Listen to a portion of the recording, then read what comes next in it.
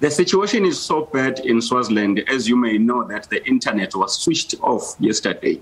It is primarily because the 3 PSAs, which are associations for civil servants, wanted to deliver a petition to the government.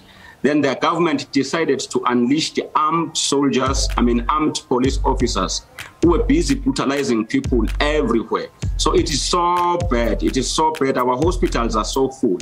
So these people were beaten and brutalized only for requesting to go and deliver their petition to the minister.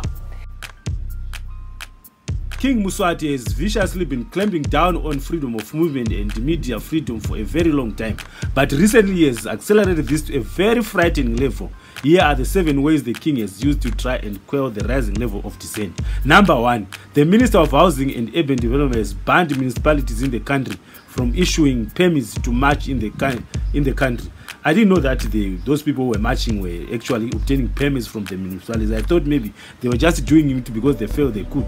I'm really surprised that they could issue people with permits and then go after them and kill them and harass them and maim them, and in most cases really cause permanent injury to their bodies. Number 2, MTN Swaziland released a statement informing the subscribers that they won't be able to service their clients because there has been an instruction from the brutal regime in Eswatini to cut down connectivity. Therefore, Facebook and WhatsApp, Twitter and Instagram won't be available. This is continuing on what the government has been doing recently, that we try to throttle information to make sure that people don't get information, or rather don't give information, and the Eswatini remain isolated and almost remain in isolation and remain quarantined from the rest of the world. International media has also been very severely restricted. They found it difficult to enter Eswatini and give full coverage to events unfolding there because the requirements in terms of accreditation to work in Eswatini have been deliberately tightened to ensure that there is no flow of information going to the outside world. Number 4, he is doing it for your own personal good. He is aware that people tend to abuse social media and waste a lot of productive time on social media platforms. He is therefore trying to save you from yourself. He is trying to help. Social media. At times I take time to look what social media is obtaining. Majority ngabe kungetani ke lokhu empilweni yalona lobekakwenda. I ask myself at times when I see the content and wonder what benefit does it bring in advancing that particular person. So now all those hours labanye labawahlalelako baspenda ku social media, but now siyabuka what value has it added empilweni tabo kanje ukuthi kude incane kakhulu. For many that spend hours and hours on social media, you don't see the value added in their lives because of that long stay. Umhlaba nawakha i-social media. When people formulated the social media platforms, for communication. It was meant information easily, to find information readily available, market easily, and market. What do you expect of a man who has 15 wives? I feel sorry for him myself. I also feel sorry for the wives. It must be a very sad state of affairs there at the royal house. A man really being watched by 15 wives. Just imagine, you guys, some of you are really married. Do you understand the kind of pressure per square inch that is exerted on us by women? Just imagine 15 women. If it was 15 women exerting the same kind of pressure per square inch on you in your own relationship, you really can sympathize with this guy. Just put yourself in his shoes. Then you understand why he's behaving the way he's behaving. Well, let me go to point number 5. Brutalizing, terrorizing, and mesmerizing those who oppose him. You can't scream if you can't breathe.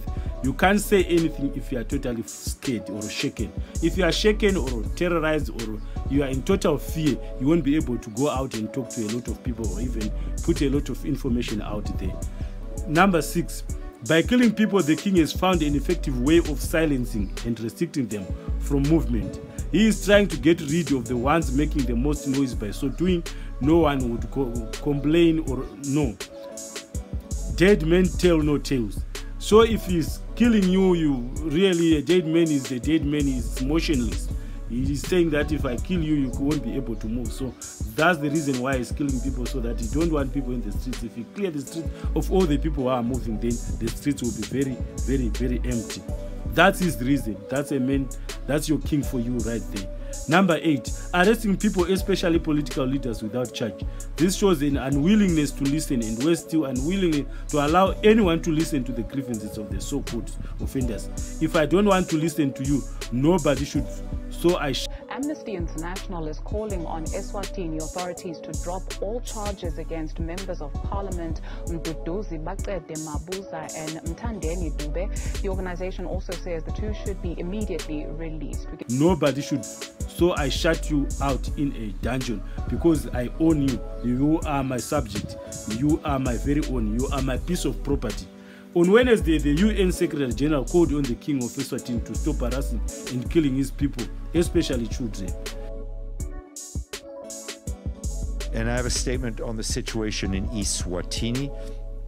The Secretary General is following with concern the ongoing developments in Eswatini, including the recent deployment of armed security forces at various schools, reports of excessive use of force in response to student demonstration, and the indefinite closure of schools. This affects adversely children and young people. The Secretary General reiterates the importance of enabling the people of Eswatini to exercise their civil and political rights peacefully. He urges the government to ensure that security forces act in conformity with relevant international human rights standards, including the UN Convention on the Rights of the Child. He condemns all acts of violence and urges all parties and the media to refrain from disinformation, hate speech, and incitement. We remain committed to working with the government and the people of Eswatini and it's all tragic partners and to horrifying. achieve The king peaceful is resolution. behaving like a criminal at a time when he should be working together with his people. Now I feel like the people and the king are estranged. They are not even in unison. They are not even understanding each other. I feel like they belong to two different worlds. How can a kingdom survive if the king and his people are so estranged, are so separated, have got a rift that has just opened up between them? This is a kingdom that might collapse if people are not very careful. If the envoy fail to handle this very well, this kingdom might collapse, and you might find something being born out of it.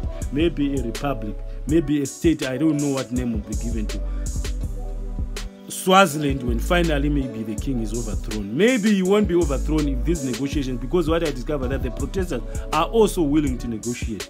They are still willing to negotiate. I thought maybe negotiation was no longer on the table, but they are saying they are still willing to negotiate with the king, which means that they might negotiate and reach a compromise, which I think would be good for the nation, because this is a deeply cultural state. This is a deeply cultural kingdom, and for it to lose a king, it will lose a lot of things. That's what I think. I think it is better for the country of Eswatini and better for the people of Eswatini for them to work with the king and for the king to work with these people.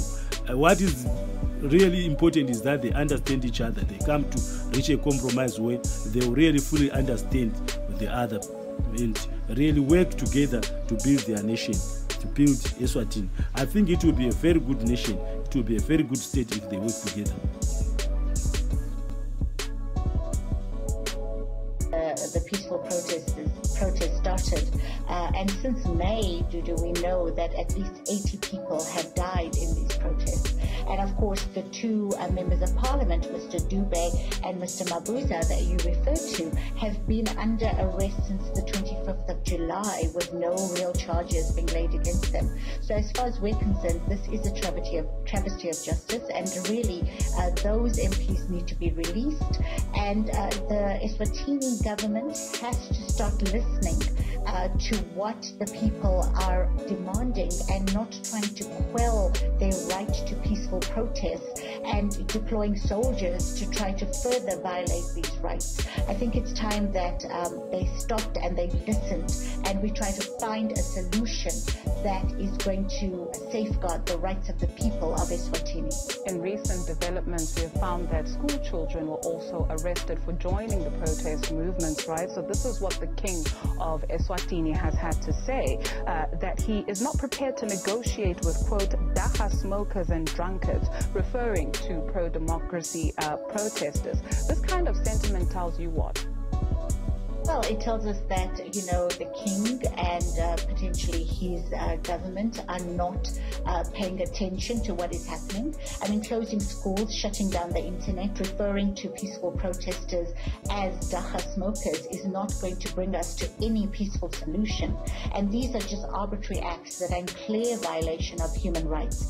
So, as far as we're concerned, nothing is going to be resolved by depriving people of their rights and, including their right to education and their right to freedom of expression. So what we're calling for, and you can see by the King's response that he's not open to, is an urgently open dialogue with protesters, and the authorities need to stop crushing dissent. And we're hoping that this is what the SADC team that has been deployed will, be very clear about when talking to the authorities. We've also understood now that the King is willing to meet with the SADC team that has been deployed and the South African team that is being led by Minister Jeff Radebe, and we're just hoping that there will be some result from that intervention, which will really be an open dialogue with the state listening to what the people are unhappy about and peaceful solutions being found. We cannot keep on going on like this, with people dying, with soldiers in the street,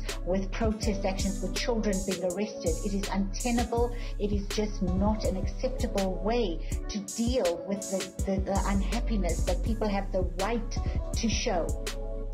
It was Bobby McFerrin who penned a song that freedom is a voice, and here are voices of dissent being crushed here. So when we look at the role of businesses in holding government to account, you speak of MTN, which had released a statement saying that MTN Eswatini, that would be saying along with other operators, they've received a directive from the Eswatini Communications Commission to suspend with immediate effect access to Facebook and Facebook Messenger until further notice. As is, the police officers were just we're locking the doors and putting in tear gas. People were getting off through the windows and they were shot. Most of them were shot through their legs. But we are told 2 or 3 they were shot in the stomach. We're still to verify that. Otherwise, the situation politically, it is so bad. There is brutality all over in the country. Actually, our people are so traumatized today. Actually, I want to say that the people of Swaziland have anonymously disowned the king. He is aware that they don't need him now. So that is the reason why the king has unleashed a war over the people. So otherwise, that's all I can say, my sister.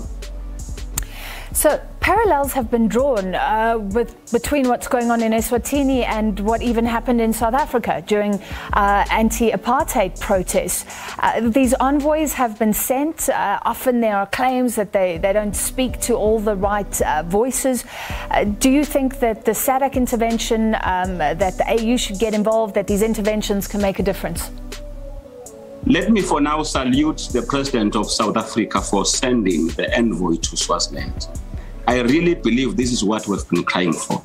And I really have confidence and faith that if really they are having a clear message, as I've been following through the news, if they can see the king and with a very solid stand that we need to dialogue, we need to sit down, the people need to hear it.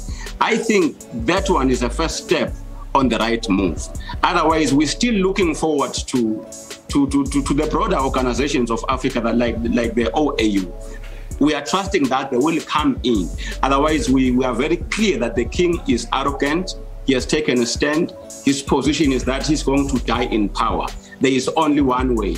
If the African leaders or if the African organizations can come in and assist Eswatini, that would be the only way, because we don't believe in force. We don't believe in violence. We believe in humanity. We believe in dialogue. But the head of state doesn't believe on that thing.